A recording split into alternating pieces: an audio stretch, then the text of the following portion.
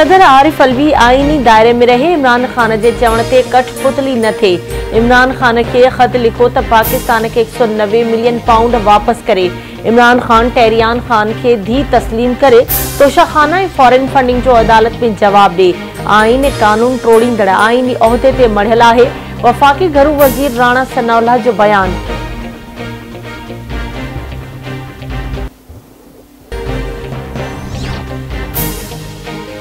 इतलात वारे सूबे वजीर शर्जील इनाम मेमन जो इंफॉर्मेशन कॉल सेंटर कायम करण जो ऐलान। चवे तो सिंध हुकूमत जे समूरन खातन के कॉल सेंटर से गंढियो वेंदो। कॉल सेंटर सिंध हुकूमत जी पॉलिसियुनि ऐं कदमनि बाबति वक़्त से ॼाण ॾींदो। कॉल सेंटर कूड़ियुनि ख़बरुनि ऐं जाली प्रोपेगेंडा खे नाकाम बणाईंदो।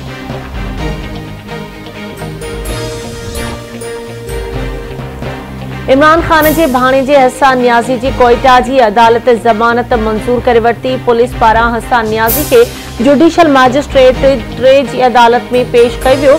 जुडिशियल मैजिस्ट्रेट जी अदालत हसन नियाज़ी जी ज़मानत 1 लख रुपया निवज़ मंजूर कई।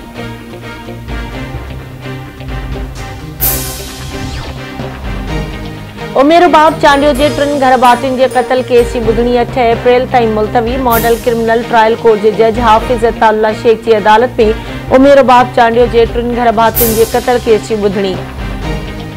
उमेरुबाब चांडियो फरियादी परवेज़ चांडियो अदालत पहुता। इल्ज़ाम हेठायल PPMPA सरदार अहमद चांडियो MPA बुरहान खान चांडियो अदालत में पेश।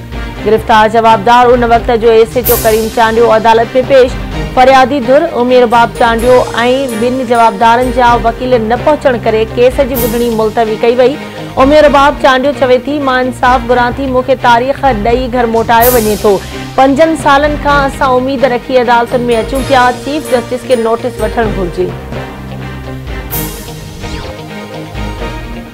कराची के इलाइक़े काइदाबाद अस्पताल चौरंगी वेझो अणॼातल हथियारबंदनि जी फुर दौरान मुज़ाहिमत ते फायरिंग बजणा मारिजी विया। मारिजी वियलनि जी सुञाणप जलील ऐं अब्दुल्ला तौर थी। लाश जिना अस्पताल मुंतकिल। घोटकी पुलिस की जागीरानी पतण वारी कार्रवाई। बमुखवी मुकाबले दौरान बाजियाब थियल मुखबियुनि में कशमोर वासी अस्कर अली ऐं टंडोल यार जो रवासी दिलबर लगारी शामिल।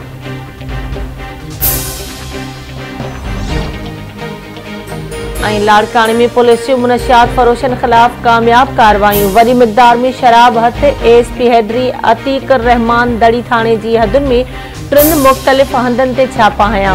पुलिस पारां जवाबदारनि ऐं सहूलियतकारनि जो घेरो तंग करण लाइ जांच जो दाइरो वधायो वियो।